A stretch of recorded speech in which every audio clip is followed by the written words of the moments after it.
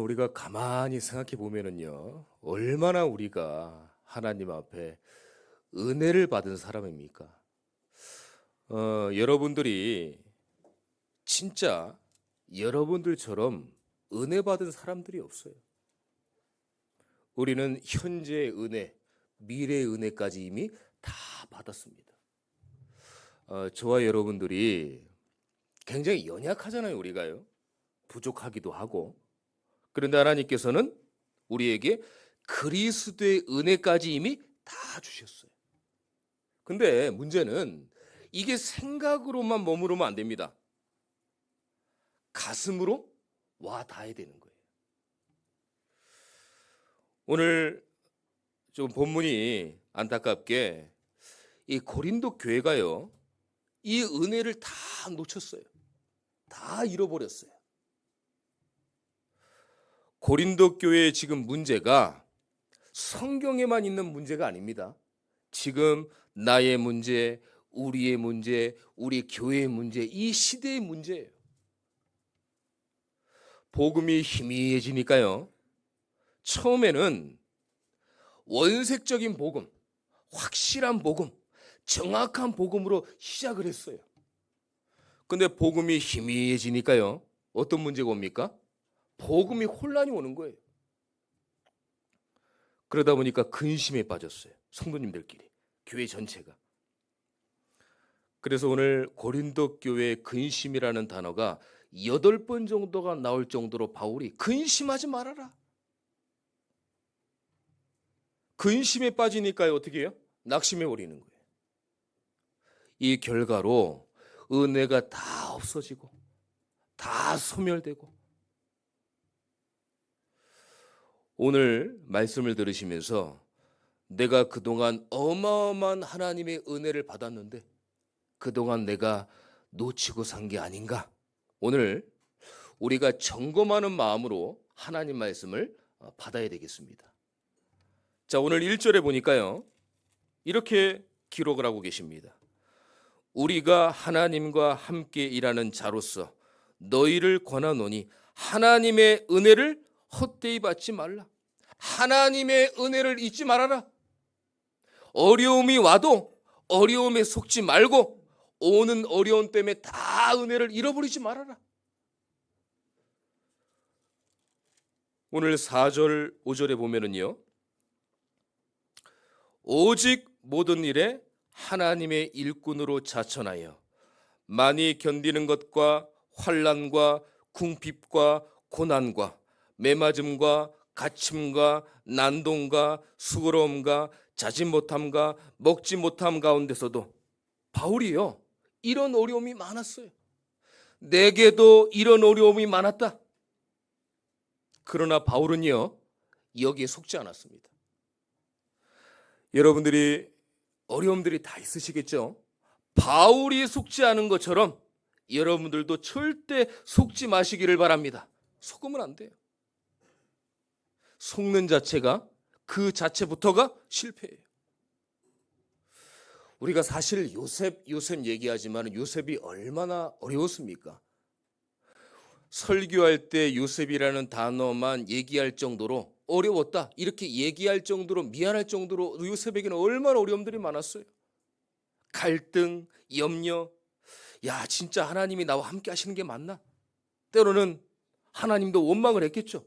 노예로 포로 가서 얼마나 어려웠겠어요. 근데요, 요셉이요, 나중에 이런 고백을 합니다. 그 어려움은 내게 축복이었습니다. 미래를 위해서 나와 우리 가문을 미리 앞서 하나님께서 보내신 것이다. 어려움과 문제 자체적으로 봐서는 그게 맞는 얘기입니다. 어렵고 힘이 듭니다. 하지만 그럴 때 누굴 바라봅니까? 하나님을 바라보기 때문에 그 하나님을 바라보는 게 축복이라는 거예요.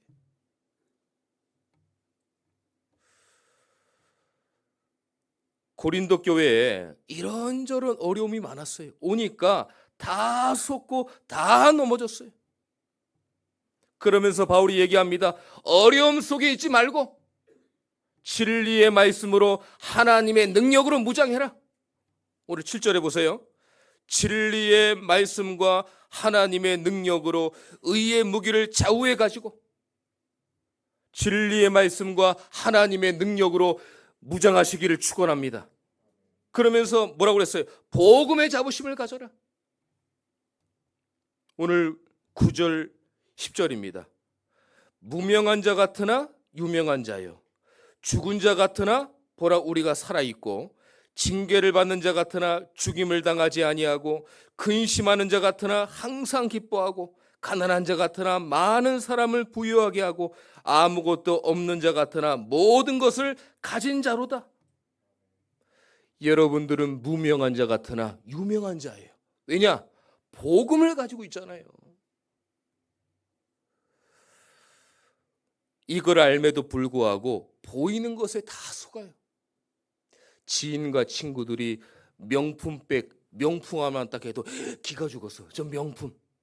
복음 중에 진짜 명품 중에 명품이 복음 명품이에요. 여러분들 이걸 아셔야 됩니다. 저 집안은 가문이 좋아. 저 집안은 영적인, 아니 이 육신적인 DNA 가문이 좋아. 저 가문은 가문의 내력이 좋아. 기품이 있어. 뭐가 좋아요? 여러분들 복음 가진 가문이 하나님 볼 때는 복음의 명문 가문인 줄 믿습니다. 하나님 볼 때는 여러분들이 너무 귀한 분들이에요. 그러니까 바울이 볼 때 너무 안타깝고 답답한 거예요. 어마어마한 은혜를 받았음에도 불구하고 눈에 보이는 거 다 속는 거예요. 저 사람은 부한데 나는 가난하고, 저 사람은 많이 가진 난 적게 가지고, 늘 이런 식인 거예요. 그래서 바울이 오늘 고린도 교회의 신앙의 태도를 지적을 한 겁니다.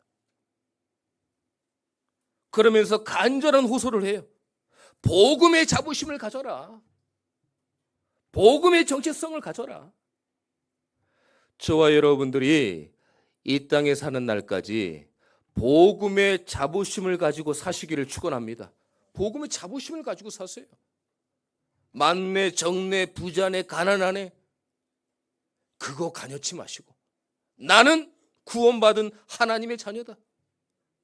내가 가진 게 없으니까 내 의지할 거는, 나는 모르니까 하나님만 의지할 거야. 그게 아니잖아요. 전능하신 창조주이신 하나님의 그의 내가 누구예요? 자녀잖아요. 거기에 대한 자부심을 가지시고 정체성을 가지셔야 돼요. 오늘 13절에 보니까요, 내가 자녀에게 말하듯 하노니 보답하는 것으로 너희도 마음을 넓히라. 그러면서 두 번째는요, 마음을 넓혀라. 왜 마음을 넓혀야 할까요? 지금 딴 생각하시는 분들, 조시는 분들한테 질문할까요? 왜 마음을 넓혀야 됩니까? 하나님이 여러분들을 통해서 다 살리길 원하셔요. 왜 다 살아야 됩니까? 복음을 가졌으니까. 진리의 말씀을 여러분들이 가졌잖아요. 그래서 여러분들을 만나는 모든 사람들은 다 사는 거예요. 저를 따라하세요. 나를 만나면 다 산다. 이게 믿음의 고백이 돼야 됩니다. 여러분들을 만나는 환경, 사람은 다 사는 거예요. 왜냐? 여러분들이 복음을 가졌잖아요.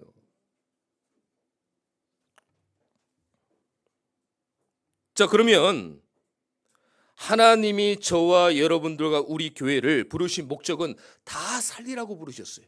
그러면 어떻게 해야 됩니까? 뭘 넓혀야 돼요? 생각을 넓혀야 됩니다. 생각을요, 율법적인 생각을 버리고 복음적인 생각을 가져야 돼요. 무엇이라도 걸어가지고요, 이 걸려봐라, 요 나쁜 놈, 요게요 율법적 생각입니다.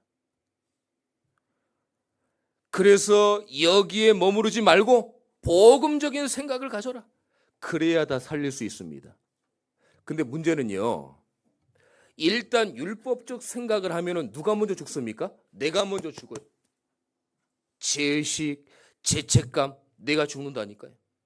율법으로는 다 죽이니까 그래서 하나님이 율법 아닌 복음을 주신 거예요.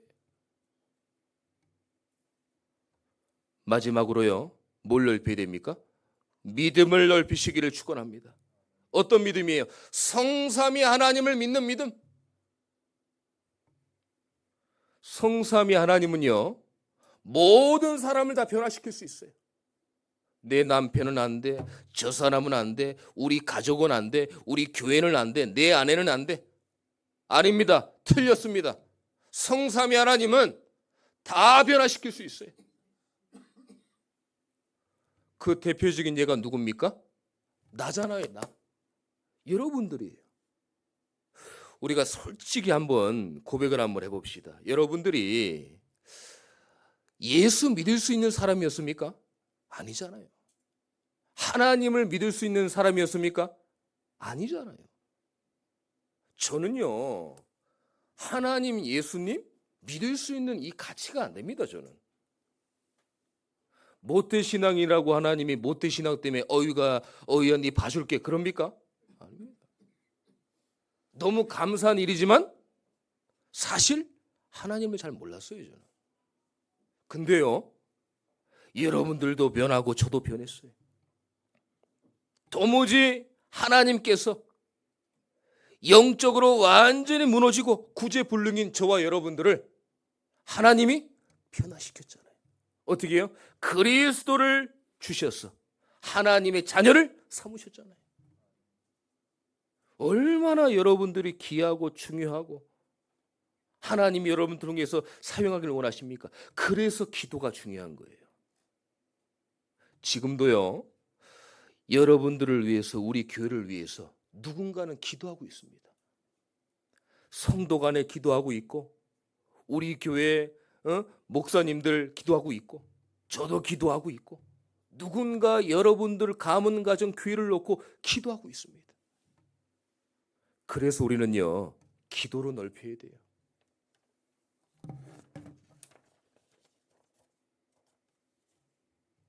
자, 그런데요, 세 번째로요.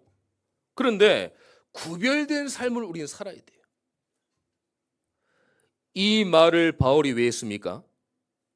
교회가 복음이 희미하고 복음이 막 혼란이 오니까 고린도 교회 성도님들이 삶의 구분이 없는 거예요. 성도인지 불신자인지, 내가 하나님을 섬기는 건지 우상을 섬기는 건지 막 왔다 갔다 하는 거예요. 그래서 바울이 구별된 삶을 살아라. 오늘 14절에 보니까요, 너희는 믿지 않는 자와 멍에를 함께 매지 말라. 의의 불법이 어찌 함께하며 빛과 어둠이 어찌 사귀며. 구별된 삶을 살려면 먼저 멍에를 매지 말라고 그랬어요.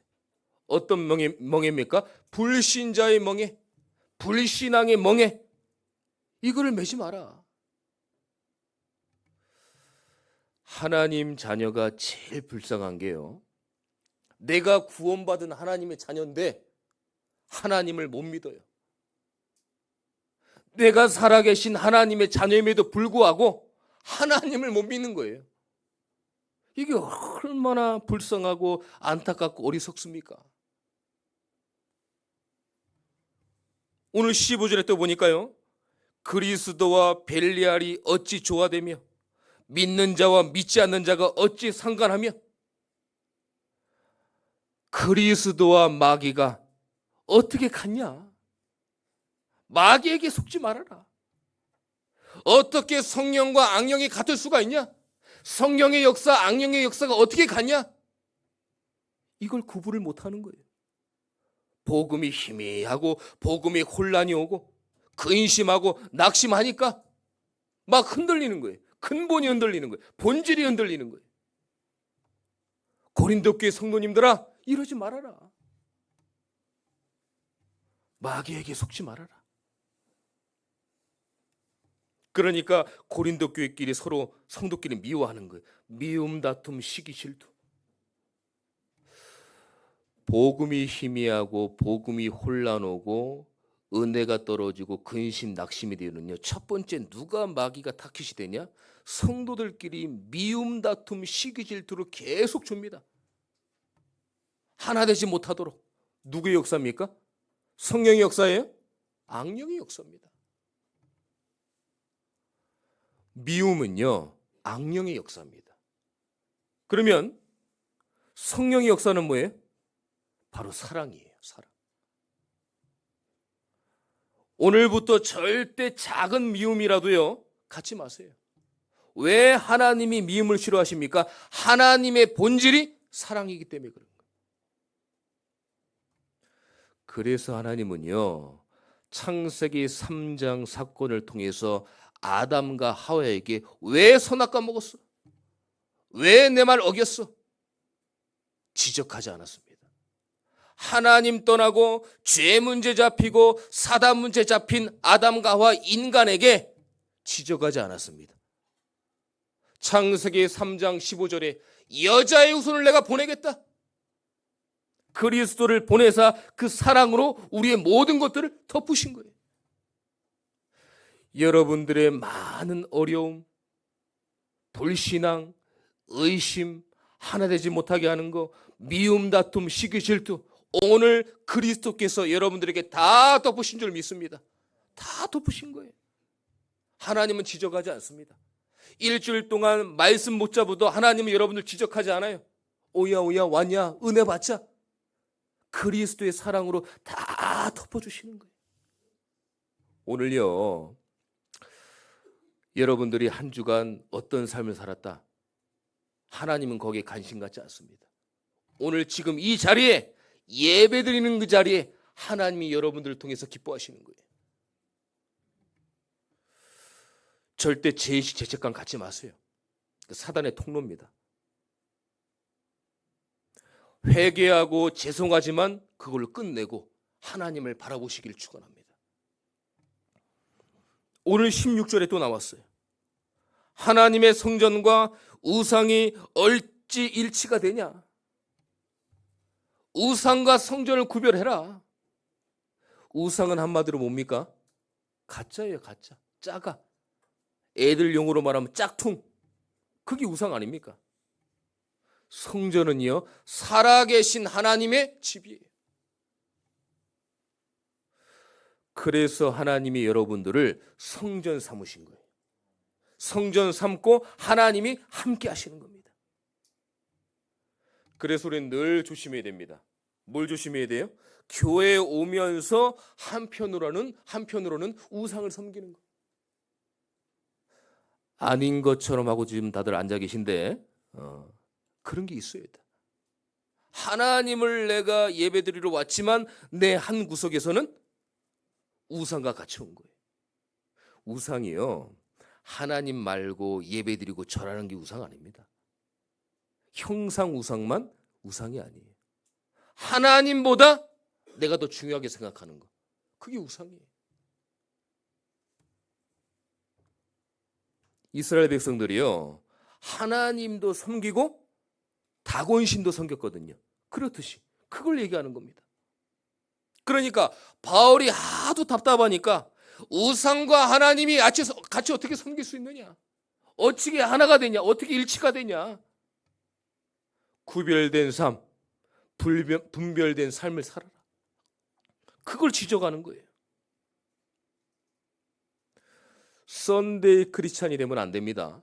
그리고 예배 1시간만 해당되는 하나님의 자녀가 되면 안 돼요.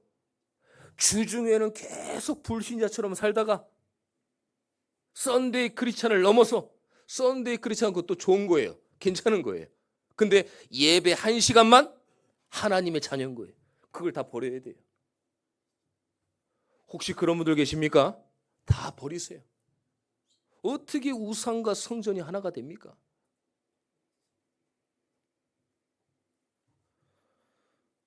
말씀을 마치겠습니다. 항상 우리에게는 내 생각, 내 기준, 내 뜻이 항상 있어요. 이걸 조심하셔야 돼요.